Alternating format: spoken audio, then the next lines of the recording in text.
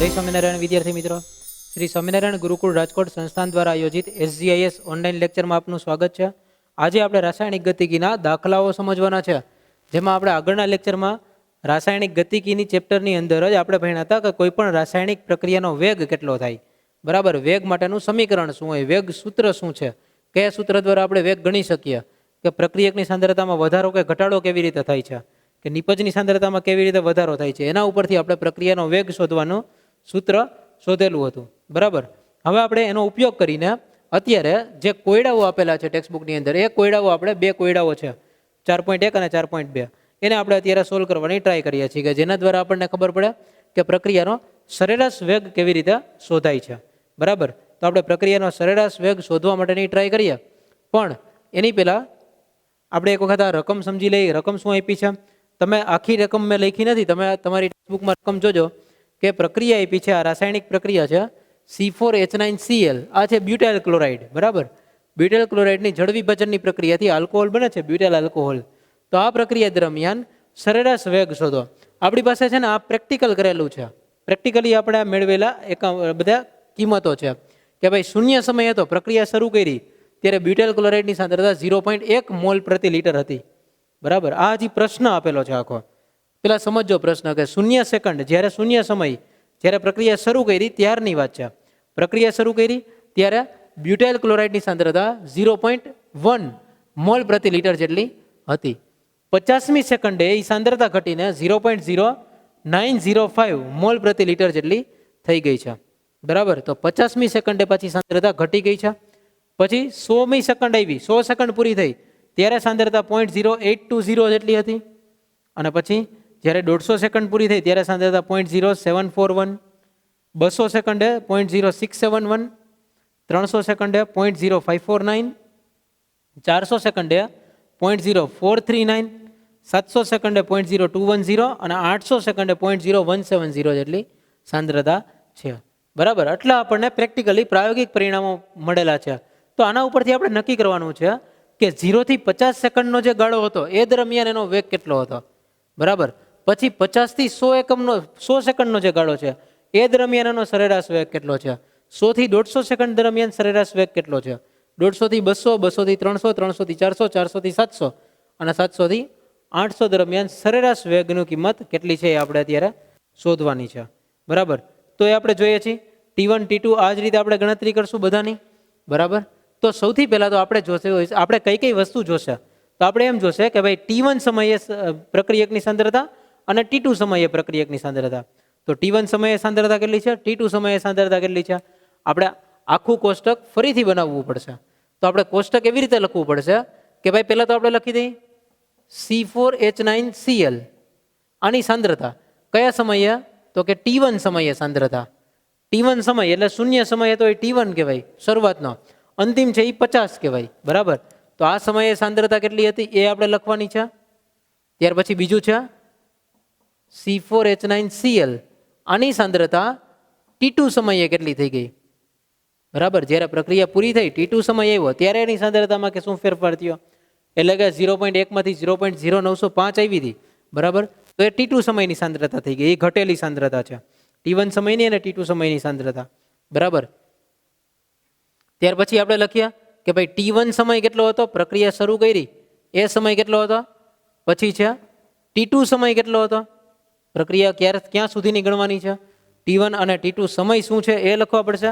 અને ત્યાર પછી આપણે લખી શકીએ R એવરેજ. R એવરેજ સરેરાશ વેગ. સરેરાશ વેગ આપણે શું કરવું પડે, T2 માઇનસ T1. તો આના માટે શું આવશે સૂત્ર, C4H9Cl T2 minus C4H9Cl T1 છેદમાં T2 માઇનસ T1. આ T2 અને T1 એટલે લખ્યા છે કે T2 સમયે સાંદ્રતા, T1 સમયે સાંદ્રતા. આ T2 માઇનસ T1 જે સમય હતો સેકન્ડમાં એ, અને આ આખી કિંમત છે માઇનસમાં લખવાની છે, કારણ કે આ પ્રક્રિયક છે, પ્રક્રિયકની સાંદ્રતામાં ઘટાડો થાય છે. અને પ્રક્રિયકની સાંદ્રતામાં જો ઘટાડો થતો હોય છે તો પછી આપણે ત્યાં માઇનસની નિશાની લખવી પડે છે. અને આમ પણ મેથેમેટિકલી પણ આપણે એ નિશાનીની જરૂર પડે છે. આ બધાના એકમ લેખા કૌંસમાં. આ આપણું કોષ્ટક છે, અત્યારે આપણે જે લખીએ છીએ આપણું કોષ્ટક છે. આના માટેનો એકમ શું બનશે,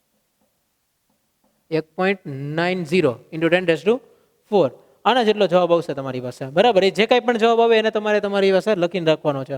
ઓકે, તો આ એક થઈ ગયો. આવી રીતે બીજી ગણતરી કરવાની. તો બીજી ગણતરીમાં ફરીથી પાછી કિંમત મૂકવાની T2 T1 વાળી. તો એના માટે આ આખી રકમ છે. હવે આપણી આ પહેલું કામ પૂરું થઈ ગયું, પહેલો દાખલો ગણાઈ ગયો. T2 ની કિંમત હતી 0.0905, T1 વાળાની કિંમત હતી 0.1, T1 વાળી જે સાંદ્રતા હતી એની 0.1, અને આ T2 માઇનસ T1 જે સમય છે, T2 એટલે 50 સેકન્ડ, T1 એટલે 0 સેકન્ડ.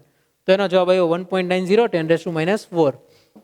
બીજું છે, બીજા માટે જોઈ આર એવરેજ માઇનસ, અને T2 સમયે સાંદ્રતા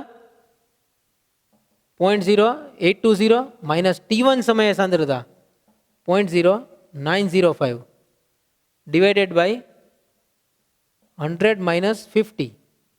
આના બરાબર જે કાંઈ પણ જવાબ આવે એ લખવાનો રહેશે. બરાબર, એ જવાબ આવવો જોઈએ તમારો 1.70, જે રીતે ટેક્સ્ટ બુકમાં આપેલો છે એ મુજબ હું તમને કહું છું. 1.70 ઇન્ટુ 10⁴. એવી રીતે ત્રીજા દાખલાની, ચોથા દાખલાની બધાની તમે જવાબ લખતા જશો તો ત્રીજાનો જવાબ આવે છે 1.58 ઇન્ટુ 10⁴. ચોથા દાખલાનો જવાબ આવે છે 1.40 ઇન્ટુ 10⁴. પાંચમાનો જવાબ આવે છે 1.22 ઇન્ટુ 10⁴. પછી આવે છે 1.10, 1.04, 1.10 10⁴, 1.04 ગુણ્યા 10⁴, અને છેલ્લો જવાબ આવે છે 0.4 ગુણ્યા 10⁴. આ ટેક્સ્ટ બુકમાં લખેલા જવાબ છે. તમે પણ એક રીતે એક વખત ગણતરી કરી અને આ બધા જવાબને તમે ચેક કરી શકો છો. આની અંદર કંઈ ફેરફાર હોય તો તમારે જે જવાબ આવે છે એને માન્ય ગણવો. બરાબર, ટેક્સ્ટ બુકની અંદર ઘણી વખત મિસ્ટેક હોઈ શકે છે. ઓકે, તો આપણે એને બધાના સરેરાશ વેગ ગણ્યા છે દરેક તબક્કા દરમિયાન. તો દરેક તબક્કા દરમિયાનના સરેરાશ વેગ આપણે જોયા તો એના ઉપરથી આપણને ખ્યાલ આવ્યો કે જો દરેક તબક્કા દરમિયાન સરેરાશ વેગમાં ઘટાડો જોવા મળે છે. ક્યારેય પણ એવો ફેઝ નથી આવ્યો કે જ્યારે સરેરાશ વેગ વધ્યો હોય. દરેક તબક્કા દરમિયાન જેમ જેમ પ્રક્રિયા આગળ વધે છે એમ પ્રક્રિયાનો સરેરાશ વેગ છે એ હંમેશા ઘટતો જાય છે. બરાબર, આમાં આપણને એવું જોવા મળ્યું છે. ઘણી બધી વખત એવું પણ થતું હોય કે પ્રક્રિયાનો સરેરાશ વેગ છે અચળ રહેતો હોય. બરાબર, એવું પણ થઈ શકતું હોય, સરેરાશ વેગમાં ફેરફાર ન થાય. તો આ તો આપણે ખાલી અત્યારે અહીંયા ચેક કર્યું છે. અહીંયા જે 10⁴ છે કે 10⁻⁴ છે એ પણ તમે એકવાર ચેક કરજો. 4 ઘાત હોવી જોઈએ, -4 ઘાત, જે કંઈ પણ આવતું હોય એ તમારે રાખવાનું છે. આમ તો -4 ઘાત આવવા જોઈએ, 10⁻⁴ ઘાત. બરાબર, 1.90 ગુણ્યા 10⁻⁴ ઘાત, બધામાં -4 ઘાત છે. ઓકે, તો આ આપણા ટેક્સ્ટ બુકના લખેલા જવાબ છે. આના આધારે નક્કી કર્યું કે પહેલા તબક્કા દરમિયાન સરેરાશ વેગ 1.90 ગુણ્યા 10⁻⁴ ઘાત જેટલો હતો, અને છેલ્લા તબક્કા દરમિયાન પ્રક્રિયા વેગ 0.4 ગુણ્યા 10⁻⁴ ઘાત જેટલો હતો, અને આનો એકમ તો મોલ પ્રતિ લિટર પર સેકન્ડ જેટલો છે. આ સિવાય ટેક્સ્ટ બુકની અંદર તમને એક બીજી વાત આપેલી છે, એક આલેખ દોરેલો છે. બરાબર, જે એમાં ફક્ત દોરીને આપ્યો છે, તમારે એક ગ્રાફ પેપરમાં દોરવાનો હોય છે. અને આલેખ દોરી અને એની અંદર એવું શીખવાડેલું છે કે 600મી સેકન્ડ જ્યારે થાય, અહીંયા આપણે 400, 700 અને 800 છે, તો 600મી સેકન્ડ જ્યારે આવે ત્યારે એનો ત્વરિત વેગ કેટલો હશે, 600મી સેકન્ડે વેગ કેટલો હશે એ આપણે શોધવાનો છે. એના માટેનો દાખલો છે.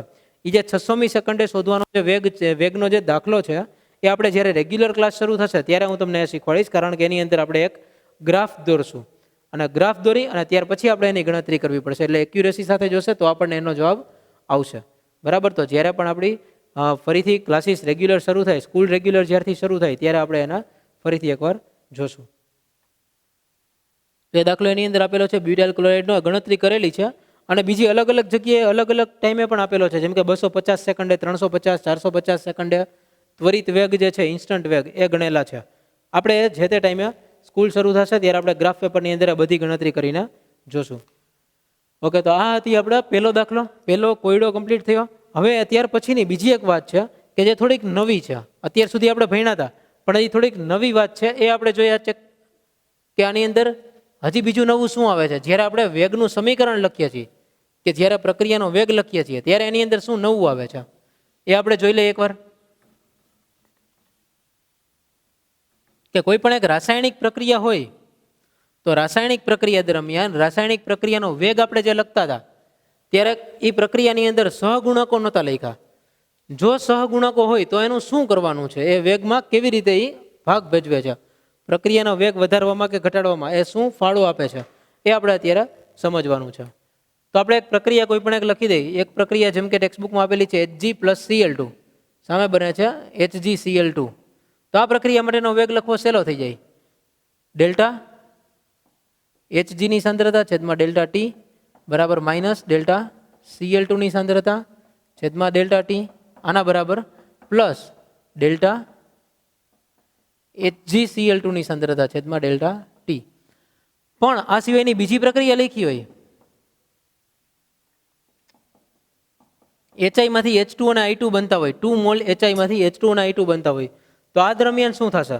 તો જો 2 મોલ HI છે એનું વિઘટન થઈ અને H2 અને I2 બને છે. તો આ પ્રક્રિયા દરમિયાન જે વેગનો ફેરફાર થાય, આપણે અહીંયા ડેલ્ટા HI લખીએ તો સાચું જ છે, એમાં તો કાંઈ ફેર ન પડે, અને ડેલ્ટા ટી પણ આવે. પણ જ્યારે ડેલ્ટા HI આપણે લખ્યું છે એની ડબલ સાંદ્રતા ખરેખર અહીંયા વપરાતી હોય છે. આપણે અહીંયા એક જ સાંદ્રતાને ઉલ્લેખ કરેલો છે, ખરેખર વપરાતી હોય છે 2 મોલ છે એટલે ડબલ સાંદ્રતા વપરાય. તો એ પ્રક્રિયા થવા માટે એટલો વેગ ઓછો લાગે, એટલે કે અડધો લાગે, કારણ કે સાંદ્રતા ડબલ છે તો પ્રક્રિયાનો વેગ છે એટલા સમયમાં અડધો થઈ જશે. તો અહીંયા 1/2 વડે ગુણવા પડે.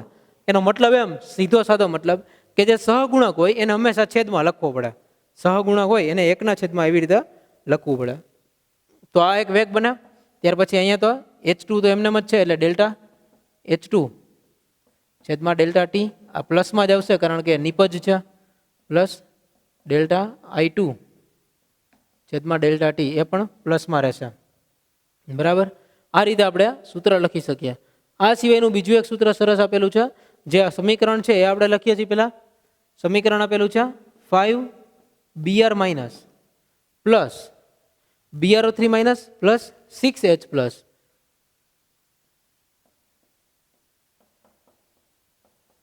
Plus 6H plus. આ એક સમીકરણ છે. આ પ્રક્રિયકો છે, 3 પ્રક્રિયકો છે. આની અંદર નિપજમાં બને છે Br2 અને H2O, 3 મોલ Br2 અને 3 મોલ H2O. આ પ્રક્રિયાનો જો વેગ લખવો હોય તો દરેક પ્રક્રિયકની સાપેક્ષમાં લખીએ તો પ્રક્રિયક માટે માઇનસ લખવાના અને જે સહગુણક છે એ છેદમાં લખવાનો. તો -1/5 delta Br by delta T બરાબર માઇનસ ડેલ્ટા BrO3 માઇનસ છેદમાં ડેલ્ટા ટી, આના બરાબર -1/6 ડેલ્ટા H પ્લસ ની સાંદ્રતા છેદમાં ડેલ્ટા ટી, આના બરાબર હવે નિપજની વાત આવી તો પ્લસ 1/3 ડેલ્ટા BR2 ની સાંદ્રતા, એના માટે જે સમય લાગતો હોય ડેલ્ટા ટી, અને પાછું પ્લસ લખવું પડશે કારણ કે નિપજ છે, નિપજની સાંદ્રતામાં વધારો થતો હોય, તો આના માટે પણ લખવું પડે 1/3 delta H2O by delta T. Okay, તો આ રીતે આખું સમીકરણ આપણે લખી શકીએ. એટલે આ રીતે એના વેગ લખી શકાય છે. ફક્ત વાત એટલી જ હતી કે જે સહગુણક હોય એને આપણે છેદમાં લખવાનો હોય છે. ત્યાર પછીનો કોયડા નંબર 4.2 જોઈએ. 4.2 જે કોયડો છે એનો જે રકમ છે એ રકમ અત્યારે બોર્ડ ઉપર લખતો નથી, તમે તમારી ટેક્સ્ટબુકમાં સાથે જોતા જાઓ અને હું તમને અત્યારે એ કહેતો જાઉં છું. કોયડાની રકમ આપેલી છે CCl4માં N2O5 એનું 318 કેલ્વિન તાપમાને વિઘટન દ્રાવણમાં N2O5 ની સાંદ્રતાનું નિયંત્રણ કરીને અભ્યાસ કરવામાં આવે છે. પ્રારંભમાં N2O5 ની સાંદ્રતા 2.33 મોલ પ્રતિ લિટર છે. આ મહત્વની વાત આપી. આગળની જે વાત હતી એ કંઈ કામની નહોતી. અને 184 મિનિટ પછી એ ઘટીને 2.08 મોલ પ્રતિ લિટર થાય છે. અને પ્રક્રિયા આ મુજબ થાય છે. બસ આ મહત્વનું છે. પ્રક્રિયા કયા મુજબ થાય છે એ આપણને ખબર હોવી જોઈએ. 2 મોલ્સ ઓફ N2O5 એકવેયસ છે, સામે બને છે 4 મોલ ઓફ NO2 અને O2. આ ગેસિયસ ફોર્મ છે.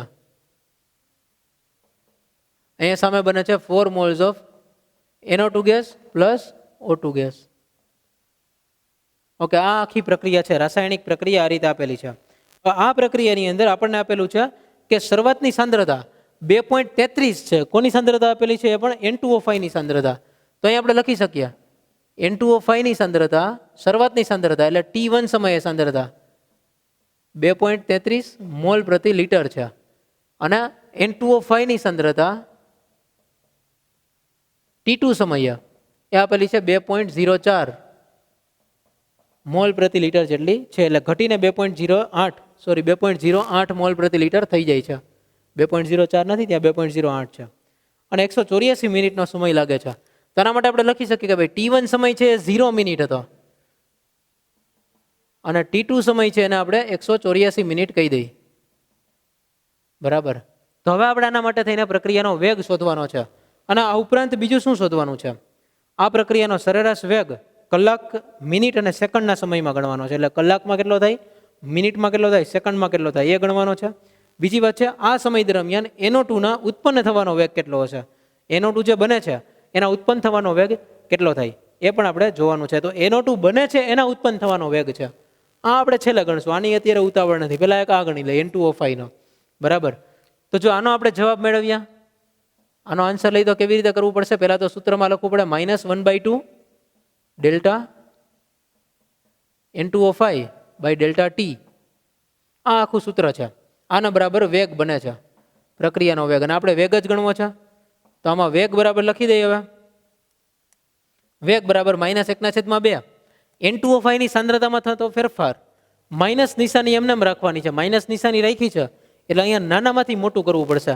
આને આપણે T1 કહી દેવું પડશે. T2 - T1. ઓકે, આ T1 T2 બરાબર છે. આ T2 - T1 કરવાના હોય તો T2 જોઈ લઈ તો 2.08 છે, એના માઇનસ T1 સમયે સાંદ્રતા 2.33 છે અને છેદમાં 184 - 0. આનું સાદુરૂપ આપવાનું છે. તો આના માટે જો વેગ ગણીએ તો આનો જવાબ આવે છે 6.79 ગુણ્યા 10⁻⁴ મોલ પ્રતિ લીટર અને છેદમાં મિનિટ, મોલ પ્રતિ લીટર પ્રતિ મિનિટ. આ રીતે છે એનો એકમ. તો આપણને એક જવાબ મળી ગયો. આપણને 3 પ્રશ્ન પૂછ્યા છે, કલાક એકમમાં, મિનિટ એકમમાં અને સેકન્ડ એકમમાં. એમાંથી આપણને પહેલો એક જવાબ મળી ગયો છે. મિનિટ એકમની અંદર આપણો વેગ કેટલો છે એ ખબર પડી ગઈ છે, પ્રતિ મિનિટ એકમમાં. હવે જોવાનો છે પ્રતિ કલાક એકમમાં કેવી રીતે થશે. તો પ્રતિ કલાક એકમમાં શોધવું હોય તો આના માટે ખાલી એટલું જ કરવાનું છે, 6.79 10⁻⁴ મોલ પ્રતિ લીટર. હવે જો તમે વિચારો, છેદમાં લખેલું છે મિનિટ, આ મિનિટને આપણે કેન્સલ કરવું છે તો એના માટે શું કરવું પડે? અંશમાં મિનિટ લખવું પડે. અંશમાં લખી દઈ મિનિટ અને છેદમાં લખી દઈ કલાક, કારણ કે આપણે પ્રતિ કલાકમાં જોઈ છે. હવે કેટલી મિનિટ એટલે કેટલી કલાક થાય? તો જો 60 મિનિટ એટલે 1 કલાક લખી શકાય. આ રીતે થઈ જાય. 60 મિનિટ એટલે 1 કલાક. એનો મતલબ એમ કે આ એકમની અંદર જોઈએ તો મિનિટ મિનિટ કેન્સલ થઈ જશે. 60ને આપણે આની સાથે ગુણી દીધા અને છેદમાં તો 1 છે, એ તો કંઈ કામનો જ નથી. એટલે મોલ પ્રતિ લીટર પ્રતિ કલાક આ રીતે બનશે. તો 60 વડે ગુણવાથી મિનિટને કલાકમાં ફેરવી શકાય. 60 વડે ગુણવાથી પ્રતિ મિનિટ વાળો એકમ હોય એને આપણે પ્રતિ કલાક વાળા એકમમાં ફેરવી શકીએ. તો આના ઉપરથી કલાક વાળો જે એકમ આવે છે એ આવે છે 4.07 ગુણ્યા 10⁻². મોલ પ્રતિ લીટર પ્રતિ કલાક. આ પહેલો જવાબ હતો. આ આપણો બીજો જવાબ છે. હજી ત્રીજો જવાબ જોઈ તો ત્રીજો જવાબ છે અહીંયા પ્રતિ મિનિટ લખ્યું હતું, એને આપણે હજી પ્રતિ સેકન્ડમાં ફેરવવું છે. તો આ જ વસ્તુ ફરીથી લખવાની છે. 6.79 × 10⁻⁴ મોલ પ્રતિ લીટર, છેદમાં લખ્યું છે મિનિટ. ઓકે, તો આના બરાબર લખી શકીએ આપણે અહીંયા અંશમાં લખી દઈ મિનિટ અને છેદમાં લખી દઈ સેકન્ડ. તો હવે ખબર છે કે 1 મિનિટ બરાબર 60 સેકન્ડ થાય. તો આ વખતે 60 વડે ભાગવા પડશે, પ્રતિ સેકન્ડમાં લઈ આવવું હોય તો. તો આ જ એકમને, આ જે સૂત્ર આપણો જવાબ છે એને આપણે સેકન્ડ વડે ભાગી દઈ, 60 વડે ભાગી દઈ તો જવાબ આવે છે 1.13 ગુણ્યા 10⁻⁵ મોલ પ્રતિ લીટર પ્રતિ સેકન્ડ. આ ત્રીજો જવાબ આવ્યો. એટલે કે આપણે એને એકમ એનો બદલાવી નાખ્યો, મિનિટમાંથી સેકન્ડમાં, સેકન્ડમાં કરી નાખ્યો. અને જો આવી રીતે ન થતું હોય, 60 મિનિટ 1 કલાક એવી ન ખબર પડતી હોય તો અહીંયા જે T2 એકમ છે એને તમે 184 મિનિટને આને તમે કલાકમાં પણ ફેરવી શકો છો અને આને તમે સેકન્ડમાં પણ ફેરવી શકો છો. બરાબર. 60 વડે ભાગવાથી તમને કલાક મળશે અને 60 વડે ગુણવાથી તમને સેકન્ડ મળશે. બરાબર. તો તે એ જવાબ અહીંયા લખો તો તમને ફરીથી આન્સર મળ્યા રાખે. બરાબર. એમાં કાંઈ બહુ મોટી વાત હતી નહીં. ત્યાર પછીની વાત આપી છે NO2 ના બનવાનો વેગ કેટલો છે. NO2 બનવાનો જે દર છે એ કેટલો થશે, કેટલી ઝડપથી NO2 બને છે એ આપણે શોધવાનું છે. હવે અહીંયા આપણે એક વસ્તુ મેઇન ધ્યાનમાં રાખવાની છે કે NO2 ના બનવાનો દર છે, NO2 બનવાનો વેગ, એ NO2 ના બનવાનો વેગ છે, પ્રક્રિયાનો વેગ નથી પૂછ્યો. પ્રક્રિયાનો વેગ તો આવી રીતે થાય NO2 બાય ડેલ્ટા ટી. જો પ્રશ્નની અંદર ફરીથી વાંચો શું પૂછ્યું છે, આ દરમિયાન NO2 ના ઉત્પન્ન થવાનો વેગ કેટલો છે. NO2 ના બનવાનો વેગ છે, પ્રક્રિયાનો વેગ આપણને પૂછ્યો નથી.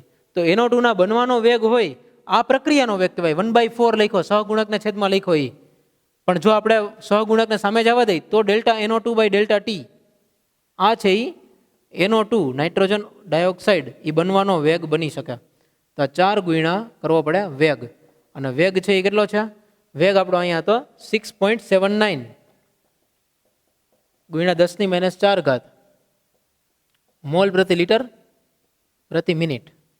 તો આને 4 વડે ગુણવાથી 6.73, 6.79 ને 4 વડે ગુણીએ તો જવાબ આવશે 2.72 ગુણ્યા 10⁻³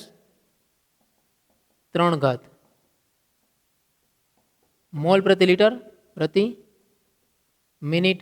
આ NO2 ના બનવાનો દર છે, NO2 ના ઉત્પન્ન થવાનો વેગ આપણને મળી ગયો છે. તો ઉત્પન્ન થવાનો વેગ હતો એટલે 4 અહીંયા રાખ્યા નથી.